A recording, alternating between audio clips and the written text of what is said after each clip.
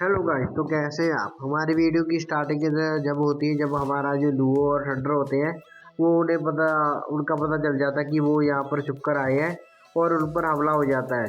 पर हमारा वांगलिंग बीच में एंटर करता है और उसके बाद हमें देखते हैं क्या होता है।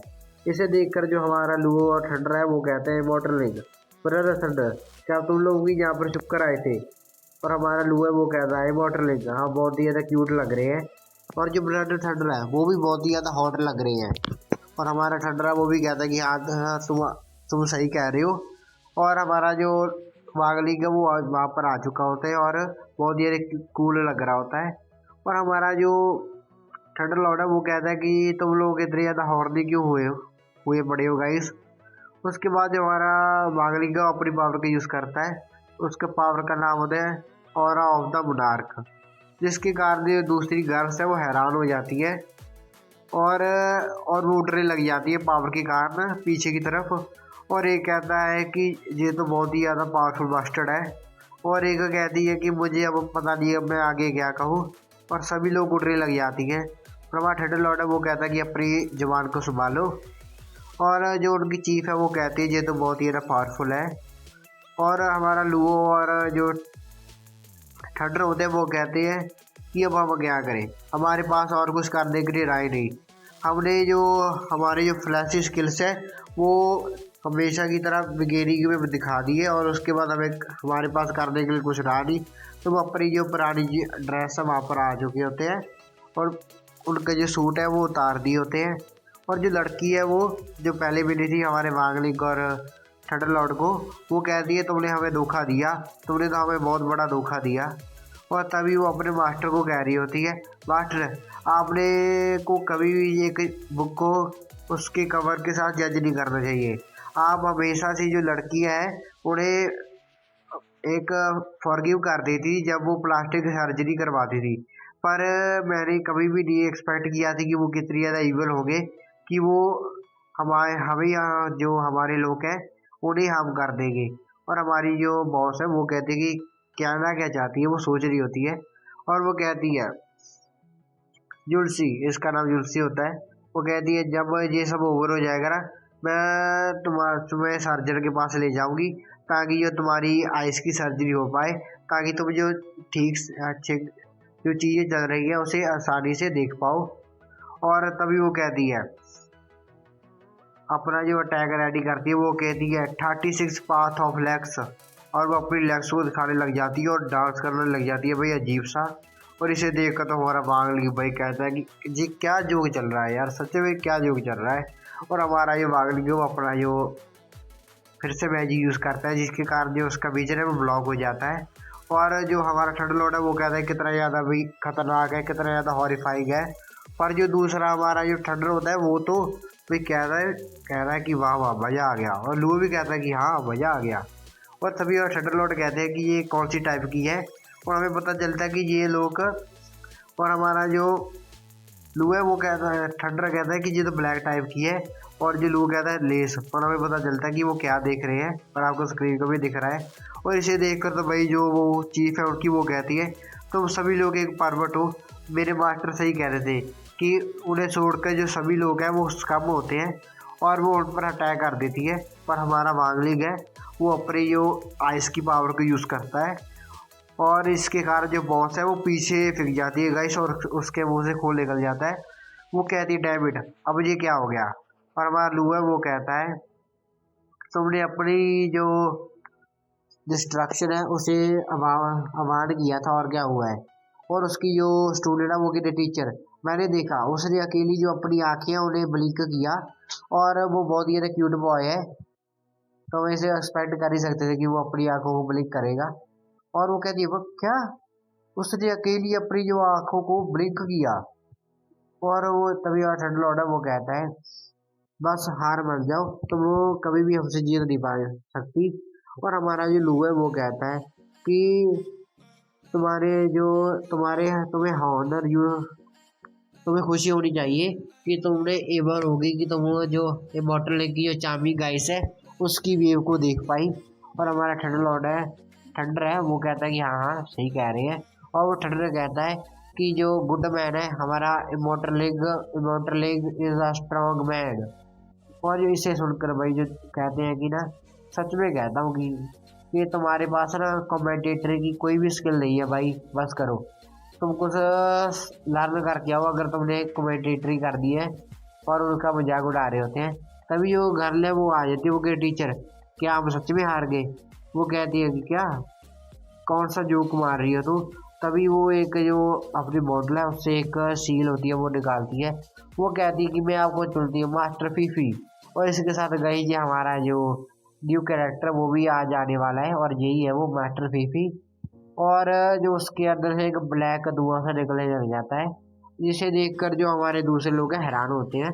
और हमारा वांगली भी सोच रहा होता है कि क्या निकलेगा।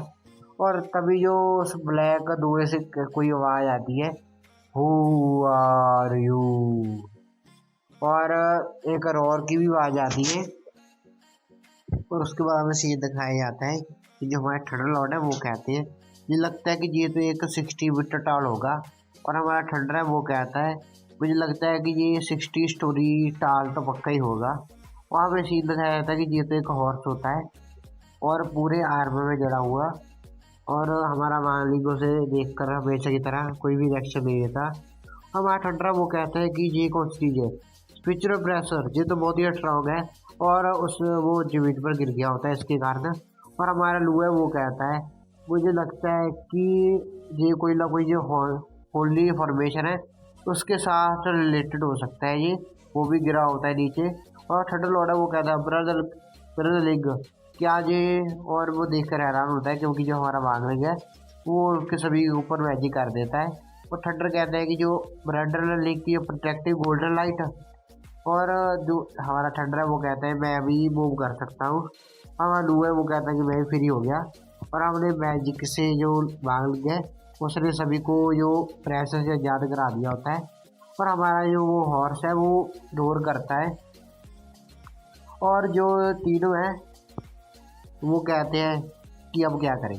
जो एक हॉर्स है वो भी हमसे ज़्यादा कूल लग रहा है और ये तीनों जल रहे होते हैं हॉर्स से। और हमारा थंडर लॉर्ड है वो कहता है, हम ऐसा एक्सपेक्ट तो कर ही सकते हैं, आखिरकार ये एक डिवाइन बीस्ट है और इसके जो कोर रूइन है इसकी बॉडी को जो पावर दे रही है, तो ये इसकी जो स्पिरिचुअल एनर्जी है वो तो पक्का ही स्ट्रांग होगी।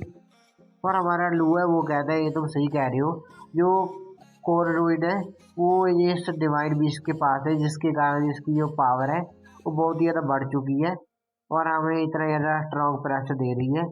और हमारा जो थंडर है वो कहता है, जो एशियन रिकॉर्ड्स के अनुसार जो डिवाइन बीस्ट होते हैं वो बहुत ही ज़्यादा ग्रेडियंट्स होते हैं एक परफेक्ट कुकिंग के लिए। और वो कहता है कि उसके साथ हम जैसे स्मोकिंग चिकन बना सकते हैं, पिकल चिकन बना सकते हैं और वेजी पाइथन भी बना सकते हैं हम उसके साथ। और इसे सुनकर भाई जो हमारा हॉर्स है जो मास्टर फीफी है उसे गुस्सा आ जाता है। वो कहता है तुम वो हेल में जाओ और तुम बेकार से ह्यूमन उसे लात मार कर फेंक देता है भाई। इतना गुस्सा आता है उसे। और उसके बाद वो अपना अटैक करता है द गॉड्स टाइफून को गए साइक्लोन भी कहा जाता है।